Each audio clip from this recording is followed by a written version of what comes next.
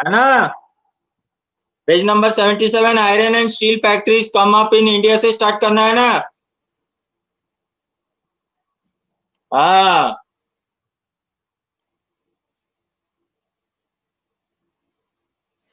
Okay. So iron and steel industries come up in India. The year was 1904, the hot month of April. Charles Weld, an American geologist, and Dorabji Tata, the eldest son of Jamshedji Tata, were traveling in Chhattisgarh in search of iron deposits. They had spent many months on a costly venture looking for source of good iron ore to set up modern iron and steel plant in India. Jamshedji Tata had decided to spend a large part of his fortune to build a big iron and steel industry in India, but this could not be done without identifying the source of the fine quality iron ore. One day, after traveling for many hours in the forest, Weld and Dorabji came upon a small village and found a group and women carrying basket loads of iron ore. These people were the Agarias. When asked where they had found the iron ore, the Agarias pointed to a hill in the distance. Weld and Dorabji reached the hill after an exhausting trek through dense forest. On exploring the hill, the geologists declared that they had at last found what they have been looking for. Rajara Hills had one of the finest ores in the world. तो iron and steel industry India में कैसे develop हुई, इसकी एक बहुत interesting story है कि 1904 में गर्मी के टाइम में अप्रैल के महीने में geologist, American geologist Charles weld और दोराबजी टाटा, जमशेदजी टाटा के बड़े बेटे, ये लोग छत्तीसगढ़ में काफी दिनों से घूम रहे थे आयरन डिपॉजिट्स के लिए। अब जमशेदजी टाटा का उस समय प्लान था कि वो अब कुछ एक इंडिया में एक बहुत बड़ी इंडस्ट्री लगाना चाहते थे, खासकर आयरन एंड स्टील इंडस्ट्री वो इंडिया में डेवलप करना चाहते थे और बड़ी एक आयरन एंड स्टील इंडस्ट्री लगाना चाहते थे। लेकिन इसमें जो सबसे बड़ा इशू ये था कि इंडस्ट्री तो लगा लेंगे, लेकिन आयरन एंड स्टील आएगी कहाँ से, अवेलेबिलिटी आयरन ओर की कहाँ से लाएंगे। तो उनको एक ऐसी जगह की तलाश थी जहां से आयरन ओर उनको मिल सके, जिससे वो एक iron and steel industry India में डेवलप कर सके। एक दिन वो कई घंटे तक छत्तीसगढ़ के जंगलों में घूम रहे थे कि उन्होंने कुछ एक गांव के लोगों को टोकरियों में आयरन ओर्स लाते देखा। पूछने पर उन्होंने दूर एक हिल को दिखाया, जो जंगलों के घने जंगलों के अंदर एक पहाड़ी की ओर दिखाया, जहां से वो लोग ये आयरन के पत्थर लेकर आए थे। जब वो पहुंचे वहां पर, तो जियोलॉजिस्ट ने वहां सर्वे करने के बाद डिक्लेयर कर दिया कि ये जो पूरा हिल है, यहाँ पर आयरन ओर की बहुत अच्छी अवेलेबिलिटी है। और ये हिल था राजरा हिल्स, जहां पर दुनिया के one of the finest ores यानी लोहे पत्थर जो है वो वहां पर पाए जाते थे। तो इस तरीके से जो है आयरन ओर की खोज हमारे भारत में हुई। हाँ, page number 77। But there was a problem. The region was dry and water necessary for running the factory was not being found nearby. The Tatas had to continue their search for a more suitable place to set up their factory. However, the Agarias helped in the discovery of a source of iron ore that would later supply the Bhilai steel plant. अब लेकिन एक problem ये थी कि वहां factory setup करने के लिए पानी चाहिए था और उस जगह में जो है पानी की सुविधा नहीं थी। इसमें भी जो है ये जो ट्राइबल लोग थे, अगरिया लोगों ने, इन्होंने टाटास की मदद की और आज जो भारत का one of the biggest steel plant है, भिलाई स्टील प्लांट, इसी की देन है। कुछ साल बाद, a few years later, a large area of forest was cleared on the banks of river Subarnarekha to set up factory and industrial township Jamshedpur. कुछ साल बाद जो है कुछ जंगलों को साफ करके जो है सुवर्णरेखा नदी के पास में पहला टाटा का अपना इंडस्ट्रियल टाउन सेटअप किया गया, जो जमशेदजी टाटा के नाम से पड़ी और उसका नाम पड़ा जमशेदपुर। आज हम उसको टाटा नगर से जानते हैं। हियर देयर वाज आयरन और डिपॉजिट्स, यहाँ पर आयरन और डिपॉजिट्स भी था और पानी की अवेलेबिलिटी भी थी कि सुवर्णरेखा रिवर से जो है वहां पर पानी की अच्छी अवेलेबिलिटी थी। The Tata Iron and Steel Company TISCO then came and began producing steel in 1912. TISCO was set up an opportune time. All through the late 19th century, India was importing steel that was manufactured in Britain. Expansion of the railways in India had provided a huge market for rails that Britain produced for a long while. British experts in the Indian railways were unwilling to believe that good quality steel could be produced in India. काफी लंबे समय से जो है iron और steel Britain से आती थी और ब्रिटिश लोगों को लगता था इंडिया में अच्छी आयरन और स्टील नहीं मिल सकती या इंडियंस अच्छे आयरन और स्टील जो है वो प्रोड्यूस नहीं कर सकते। ये भ्रम उनका मिटा। TISCO Tata iron and steel company establish हुई, जहां पर one of the finest iron and steel जो है वो बनने लग गई हमारे ही कंट्री में। तो इस तरीके से जो है आयरन और स्टील इंडस्ट्री का हमारे कंट्री में सेटअप हुआ और हमारी ही कंट्री में सबसे पहले टाटा ग्रुप ने जो है one of the finest iron और स्टील प्रोडक्शन इंडिया के अंदर में शुरू की। By the time TISCO was set up, the situation was changing. In 1914, the First World War broke out. Steel produced in Britain now had to meet the demands of war in Europe. So imports of British steel into India declined dramatically and the Indian railways turned to TISCO for supply of rails. As the war dragged on for several years, TISCO had to produce sails and carriage wheels for the war. By 1919, the colonial government was buying 90% of the steel manufactured by TISCO. Over time, TISCO became the biggest steel industry within the British Empire. उसी समय 1914 में world war छिड़ गई। World war छिड़ जाने की वजह से भारी मात्रा में आयरन और स्टील की डिमांड बढ़ गई। अब आयरन और स्टील की डिमांड बढ़ जाने से जो हुआ, जो ब्रिटिश स्टील इंडिया में आती थी इंपोर्ट होकर वो बंद हो गई। रेलवेज में अब जो भारी मात्रा में आयरन एंड स्टील या ब्रिटिश में भी जो आयरन स्टील की रिक्वायरमेंट होती थी, अब उसकी पूर्ति इंडिया से होने लग गई। 90% ऑफ जो स्टील था, अब आयरन एंड स्टील जो था वो टिस्को कंपनी यानी Tata iron and steel company देने लग गई। इस तरीके से टिस्को जो है वो biggest steel industry of colonization rule में इंडिया की ये सबसे बड़ी जो है आयरन एंड स्टील कंपनी बन गई। In case of iron and steel, as in case of cotton textile, industrial expansion occurred only when British imports in India declined and the market for industrial goods increased. This happened during the First World War and after. As the nationalist movement developed and the industrial class became stronger, the demand for government protection became louder. Struggling to retain its control over India, the British government had to concede many of these demands in the last decades of the country. इस तरीके से जो है एक धीरे धीरे जो industrialisation को ब्रिटिशर्स ने खत्म कर दिया था, वर्ल्ड वॉर के बाद इंडियन इंडस्ट्रीज को मौका मिला वापस थोड़ा थोड़ा करके ग्रो करने का। तो इस तरीके से जो है इंडियन इंडस्ट्रीज वापस थोड़ी करके डेवलप होने लग गई और इंडियन इंडस्ट्रीज को जो है वापस रिकॉग्निशन मिलना शुरू हो गया। तो that's the end of the chapter. Let's recall वाले नहीं करना है, fill in the blanks को हम करेंगे। पेज नंबर 80 में आ जाओ, पेज नंबर 80 में आ जाओ। fill in the blanks।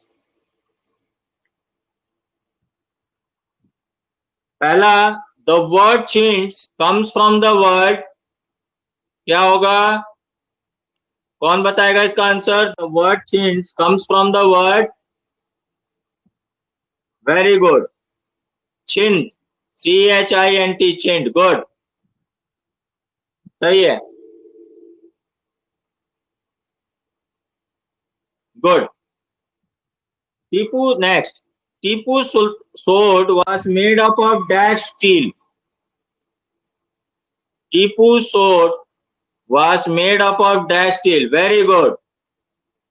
Woods steel. सही है. Woods steel.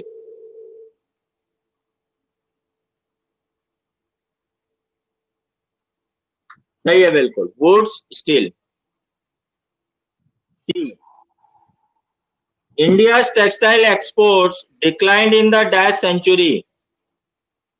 India's textile exports declined in the, very good Rishabh, 19th century.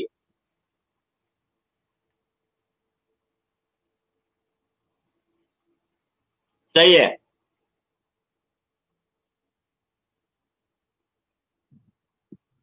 Good. अब हम आ जाते हैं क्वेश्चन आंसर्स में. क्वेश्चन आंसर्स हम 6 से करेंगे. 1 2 3 4 5 4 नहीं करना है, 6 से स्टार्ट करेंगे. How do the names of different textiles tell us about their histories? Question है, how do the names of different textiles tells us about their histories?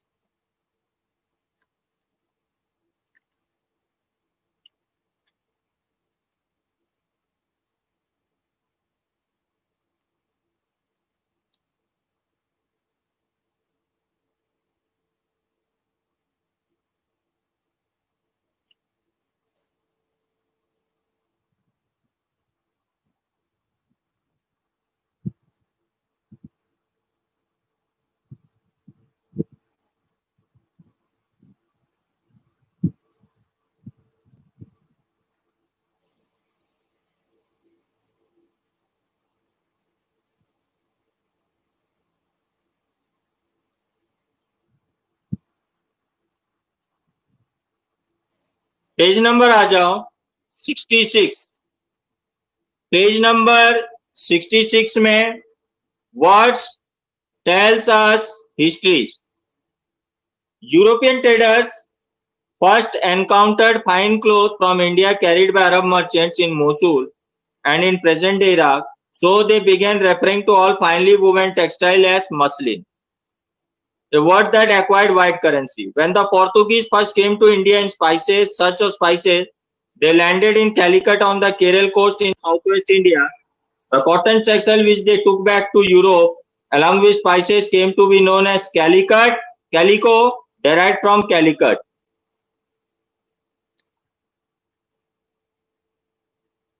तो ये कैलिकट यहां तक लिखना पड़ेगा.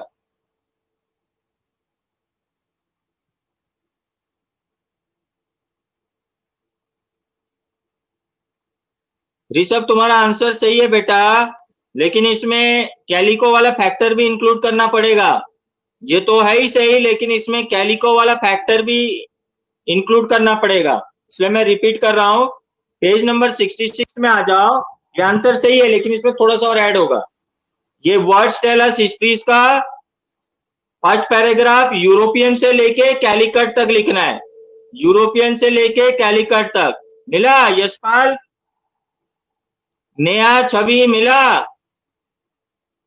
Page number 66 words tells us histories का European trader से लेके जो है कैलिकट तक लिखना पड़ेगा. हाँ, सबको मिल गया? ओके. संजना भंडारी मिल गया?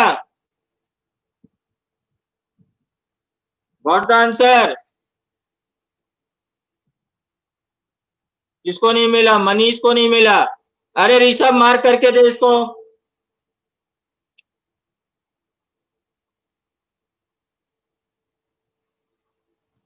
ओके.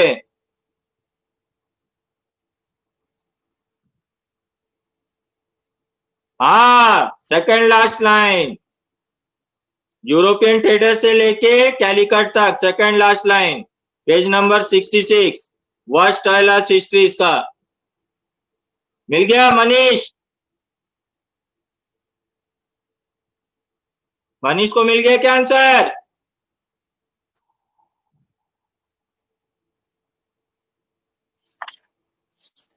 ओके, अब नेक्स्ट क्वेश्चन है, why did wool and silk producers in England protest against the import of Indian textiles in the early 18th century?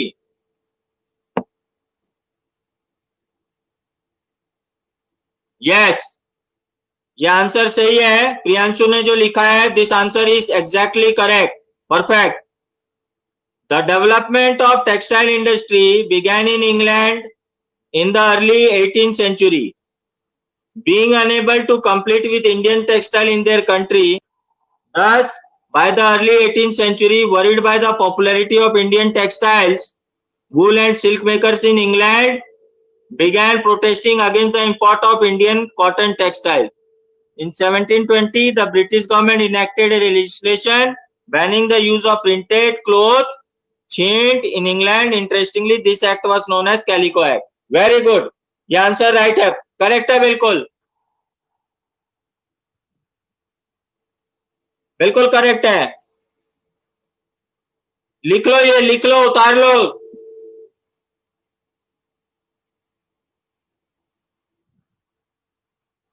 ये बड़ा रहेगा, ये बड़ा रहेगा, इसको छोटा नहीं कर सकते हैं। इसको कॉपी कर लो, ये आंसर बिल्कुल परफेक्ट है, कॉपी कर लो।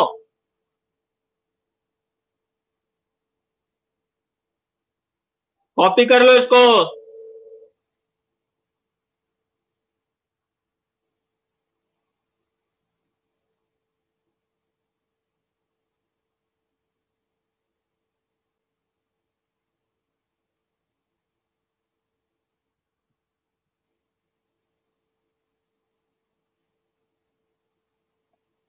और ऋषभ ने भी जो आंसर लिखा है, ये थोड़ा छोटा है, इसको भी कॉपी कर सकते हो। वो डिटेल में है, ये थोड़ा सा शॉर्ट है।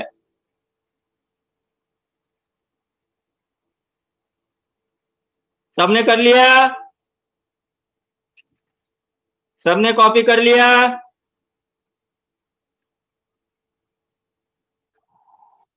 ओके, नेक्स्ट क्वेश्चन है, how did the development of cotton industries in Britain affect textile producers in India? How did the development of cotton industries in Britain affect textile producers in India? Vishakha क्या लिख के भेजी? Indian textiles now had to compete with British textiles in the European and American markets. Good.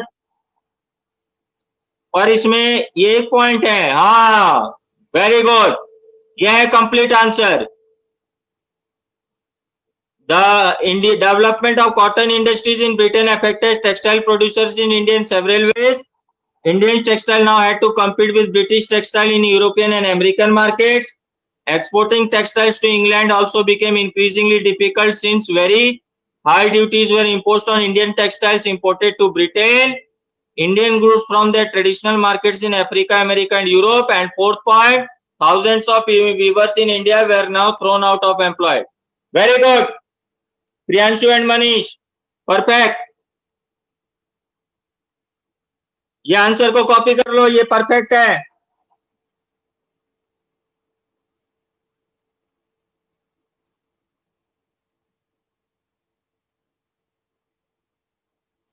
Perfect है ये answer, copy कर लो सब कोई।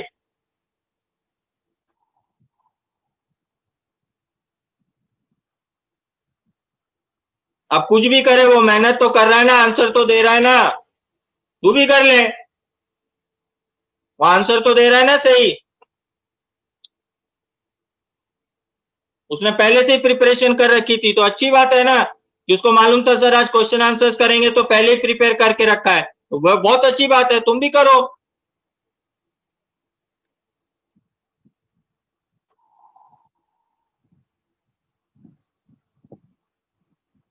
Question number 9, Why did Indian iron smelting industry decline in the 19th century? कोई बात नहीं, बहुत अच्छी बात है, गुड। अच्छी बात है ना कि सर क्वेश्चन आंसर्स कराएंगे, पता है तो पहले से जो जो आंसर्स फाइंड आउट करके रखा है, लिख के रखा है, तो बहुत अच्छी बात है, वेरी गुड। इसमें क्या बुराई है, सब कोई कर सकते हो। मैंने तो कहा ही था आज क्वेश्चन आंसर्स कराऊंगा, इसमें खुद का एफर्ट भी दिखता है, अच्छी बात है। अभी इसका आंसर कौन बताएगा? How did the development of sorry, question number 9, why did the Indian iron smelting industry decline in the 19th century?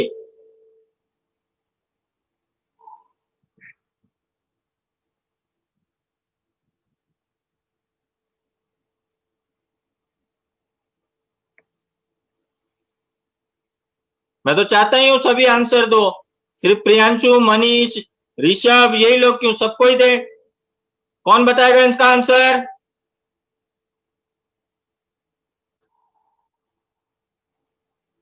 Vishakha, क्या बात है। Defeat of nawabs and kings, the defeat of nawabs and kings in India reduce the demand for iron for traditional weapons and patronage of kings to iron smelters was over. Good, सही है, correct है, good Vishakha.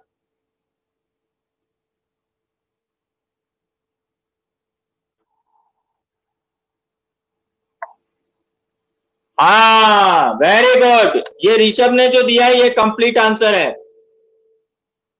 ये ऋषभ ने जो दिया है ये complete answer है। There are following reasons that led to the decline of iron smelting industry in 19th century. First reason, Indian smelters could not get charcoal due to the forest laws imposed on them. Charcoal is an essential ingredient in the iron smelting process, and the industry could not thrive without its supply. The forest laws banned their movement in the reserved forest. Second, iron smelters were asked to pay high taxes to the forest authorities. Post 1950, the English started importing iron from England to India. This discouraged Indian iron smelters from pursuing the same profession. In late 19th century, many famines destroyed dry tracks for iron smelters. And fifth, iron industries posed the biggest challenge for the local iron smelters, who were not able to compete with big industries. Perfect, very good Rishabh. ये complete answer है जो ऋषभ ने दिया, इसको copy करो। नहीं नहीं, ये ऋषभ वाले आंसर को कॉपी करो, ये कंप्लीट, ये आंसर सही तो है लेकिन कंप्लीट नहीं है, इसमें सिर्फ 2 ही पॉइंट्स आ रहे हैं। ऋषभ ने जो आंसर दिया है 5 पॉइंट्स, वो कंप्लीट आंसर है, वो पांचों पॉइंट्स मेंशन करने हैं अपने को।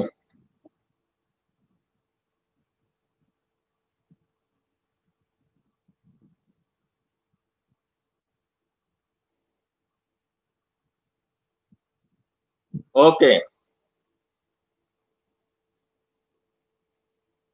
सबने कर लिया ना 9 तक? कॉपियां मैं मंगाऊंगा सबकी स्कूल में, ध्यान रखना चेक करने के लिए।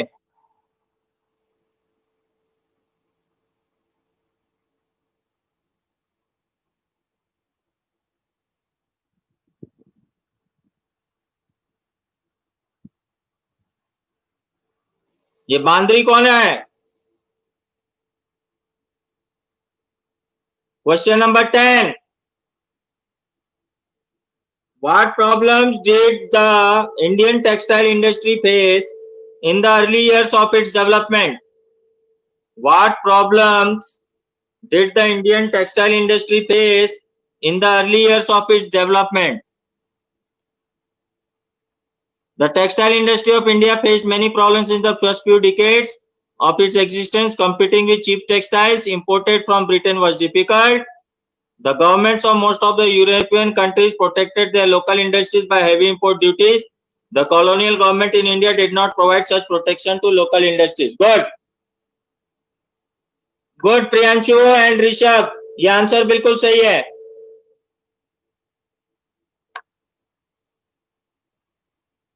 ऋषभ और प्रियांशु का आंसर बिल्कुल कंप्लीट है, कॉपी इट डाउन।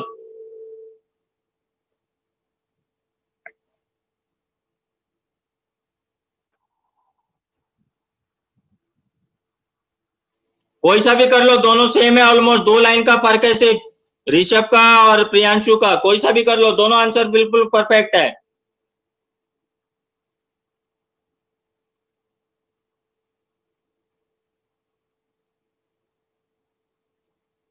दीपावली के बाद डिसाइड होगा, मीटिंग होगी, उसके बाद पता चलेगा स्कूल कब खुलेगी। नवंबर तक तो नहीं खुलेगी, नवंबर के बाद ही।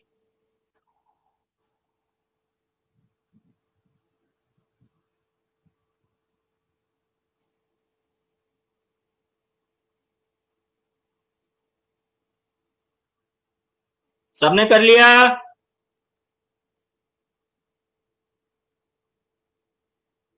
सानिया, भंडारी, हो गया?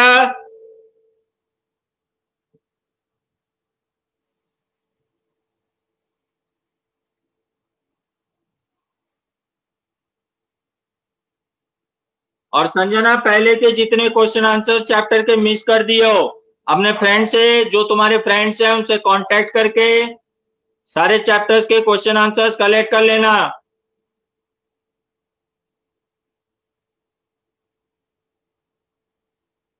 सानिया से या विशाखा से, किसी से भी कांटेक्ट करके सारे क्वेश्चन आंसर्स कलेक्ट कर लेना।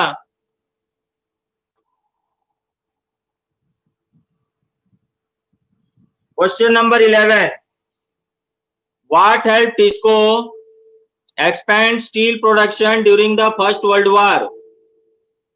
What helped Tisco expand steel production during First World War? Before First World War, India imported British steel for rails. When in 19 the war broke out, steel produced in Britain now had to meet the demands of war in Europe. So imports of British steel into India declined and the Indian Railways turned to Tisco for the supplies of rail. Perfect. Good. ये answer copy कर लो, ये answer copy कर लो, इसमें आ गया पूरा सब कुछ। हिरांशु ने जो आंसर लिख के भेजा है कंप्लीट है पूरा। विशाखा लिखी है, थोड़ा थोड़ा छोड़ देती है। हाँ, सही है तनिषा।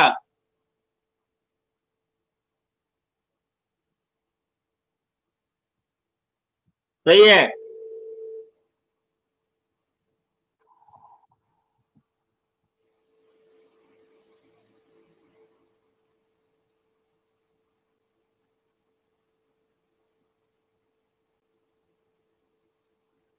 अब देखो, एक होमवर्क दे रहा हूं मैं तुमको। इंडिया की मैप लाओगे, political political map of India लाओगे।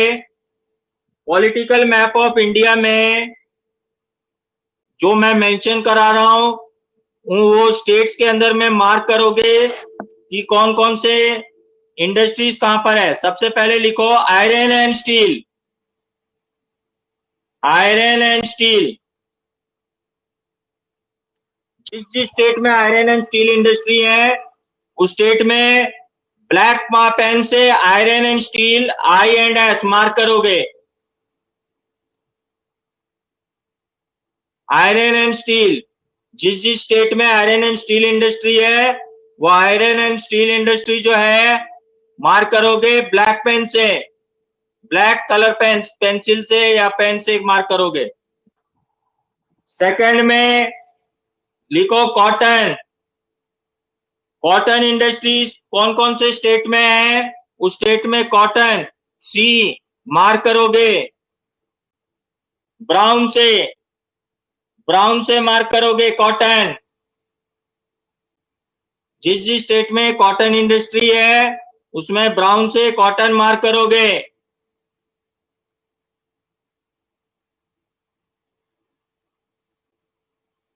तीसरा वूल एंड सिल्क। तीसरा wool and silk, pink colour से मार्क करोगे। ब्लू, पिंक कलर से वूल एंड सिल्क, जिस जिस स्टेट में वूल और सिल्क प्रोड्यूस होता है पिंक कलर से मार्क करना है, वूल और सिल्क।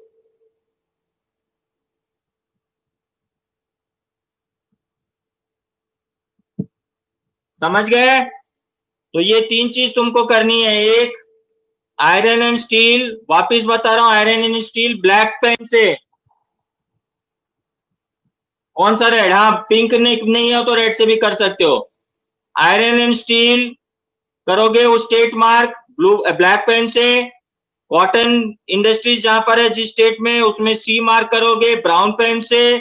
और वूल और सिल्क इंडस्ट्री जहां पर है वहां डब्ल्यू एंड एस मार्क करोगे पिंक पेन से या रेड पेन से मार्क करोगे। मार्क करके ये मैप इंडिया पॉलिटिकल मैप में कंप्लीट करोगे। इस चैप्टर का क्वेश्चन आंसर जहां कंप्लीट होगा उस पेज में इस तरीके से पेस्ट कर दोगे, एक साइड में यूं पेस्ट कर दोगे, ठीक है। हाँ ले लेना, कोई दिक्कत नहीं है, पर तीनों के कलर अलग होने चाहिए, बस ये है, कॉमन मन नहीं करोगे। और जहां पर क्वेश्चन आंसर इस चैप्टर का कंप्लीट करोगे उसी पेज में एक साइड में इसको पेस्ट कर दोगे, ठीक है। So that's it for today, thank you, bye, have a nice day, have your lunch, enjoy.